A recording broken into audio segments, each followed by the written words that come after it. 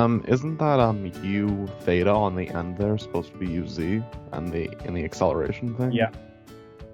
All right, cool.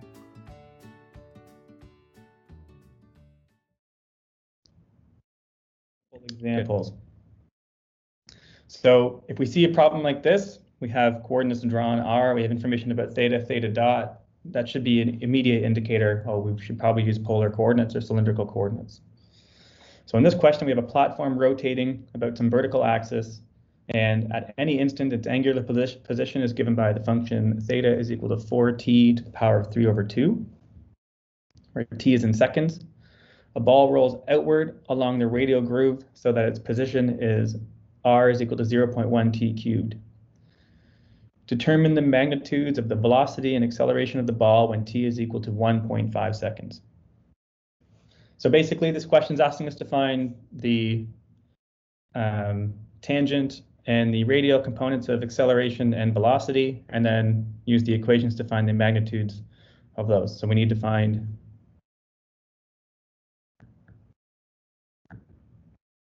Vt, Vr, or sorry, V theta, Vr. Oops, that's not the eraser.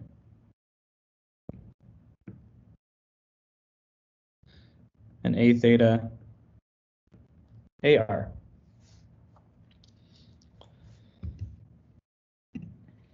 So let's start by writing some things that we know in forms that make sense to us. So we have our equation for r is equal to 0.1 t cubed. We can then find r dot, because r is already a function of time. And this is equal to 0.3 t squared. And then likewise, we can find r double dot is equal to 0.6 t. And we also have theta as a function of time. So that's 4t to the 3 over 2. And we can find theta dot, taking the derivative of that, and we'll get 6t to the 1/2. And if we take the derivative again, theta double dot is equal to 3t to the -1/2. So we have our r dot, r double dot, theta, theta dot, theta double dot. And it's asking us to find information when t is equal to 1.5 seconds. So at 1.5 seconds, let's say when t is equal to 1.5, then we get r is equal to 0.3375 meters. R dot is equal to 0.675 meters per second.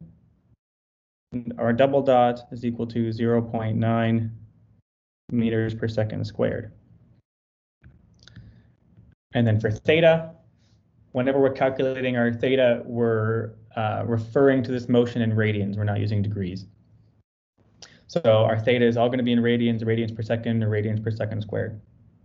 So at t is equal to 1.5, our rotation angle theta is equal to 7.348 radians. Theta dot is going to be equal to 7.348 radians per second, and then theta double dot is going to be equal to 2.449 radians per second squared.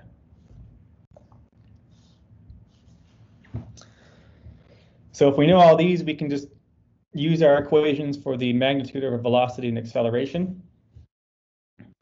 So we would get our velocity function is r dot times ur plus r theta dot u theta, which is equal to 0.675 times ur plus 0.3375 times 7.348, and that is equal to 2.480.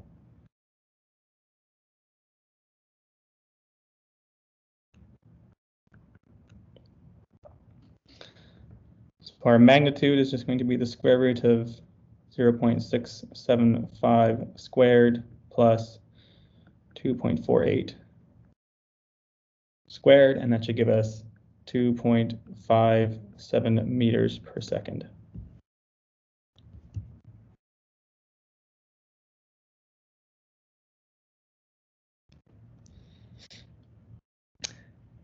And then if you do the same thing with acceleration, our acceleration equation, r double dot minus r theta dot squared ur plus r theta double dot plus 2 r dot theta dot u theta. And if we substitute the values into this equation, we should get negative 17.33 ur plus 10.75 u theta. And that's meters per second squared. So then our magnitude just becomes 17.33 squared plus 10.75 squared, all square rooted, just 20.4 meters per second squared.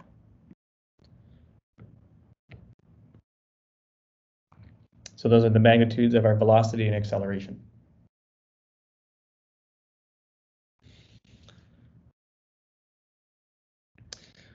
I forgot a decimal somewhere. Where did I forget a decimal? It's in theta dot, I believe. Oh, yeah. 7.348. And the other dot. The other dot. Like they had double dot. Oh, I think it's there. It's just a little hard to see. Mm-hmm. All right, is that better? Yeah. Okay.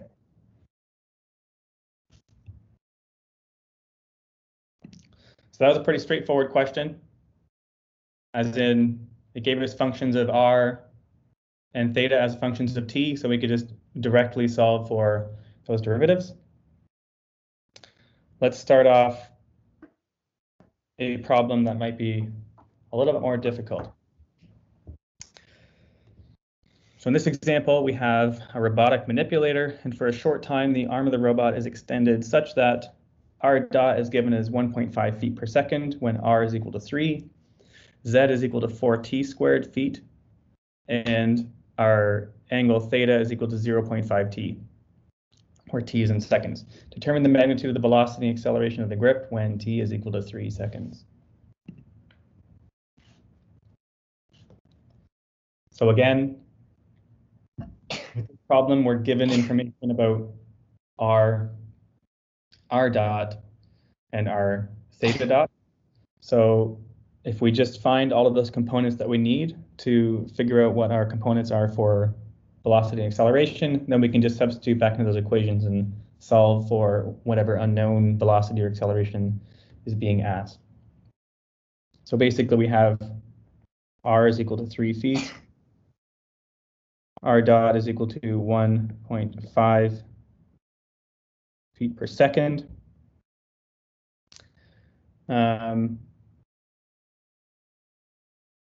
It doesn't tell us anything about the acceleration. And usually in a question like this, it should say something like it's accelerating at a constant rate, or it's moving at a constant rate, or extending at a constant rate, r dot. So if it said constant, we'll assume constant. We don't have any information about it, so we're gonna have to assume that r double dot is just equal to 0. We have information about theta. Theta is equal to, at t is equal to 3 seconds, 0.5 times 3, so 1.5 radians. Theta dot is equal to 0.5 radians. And then theta double dot, again, we'll also just assume that that is the constant velocity, so it has zero acceleration, so theta double dot is 0. And then lastly, now we just have our z terms. We said z is equal to 4t squared, so at 3 seconds, z is equal to 36 feet. Z dot is equal to 8t, which is equal to 24 feet per second. And then z double dot is just equal to 8 feet per second squared. So then, determine the magnitudes of velocity and acceleration. I won't write this out because we're just out of time, but use equations for B and A to find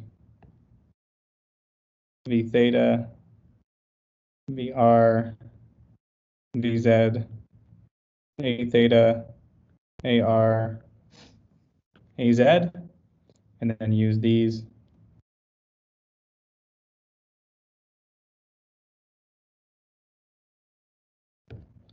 solve for A and V, or keep it in the same order, the magnitudes V and A.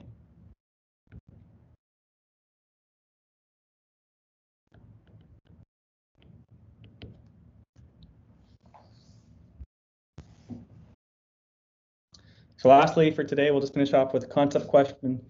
The radial component of acceleration of a particle moving in a circular path is always what?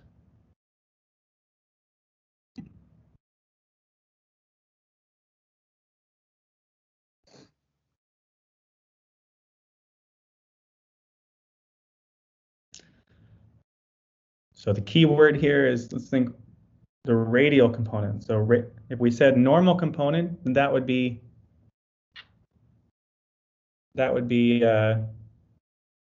NT coordinates, but radial means we're talking about radial coordinates. So we got a lot of B's, we got one D, B, B, B. So if we have a path perfectly circular, so our origin is going to be here. Here's our particle, it's green. Here's R, UR, U theta. So where is the radial component of acceleration pointing?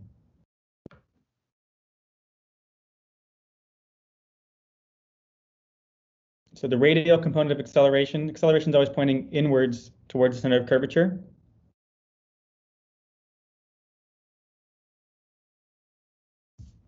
So our radial component of acceleration is going to be pointing inwards. So that's opposite direction of UR. So it's going to be negative, so A is true. Because it's a perfect circular path, it's going to be pointing exactly the opposite direction of UR, which means it's pointing towards the center of curvature. Sorry, there's a mistake here. Center of curvature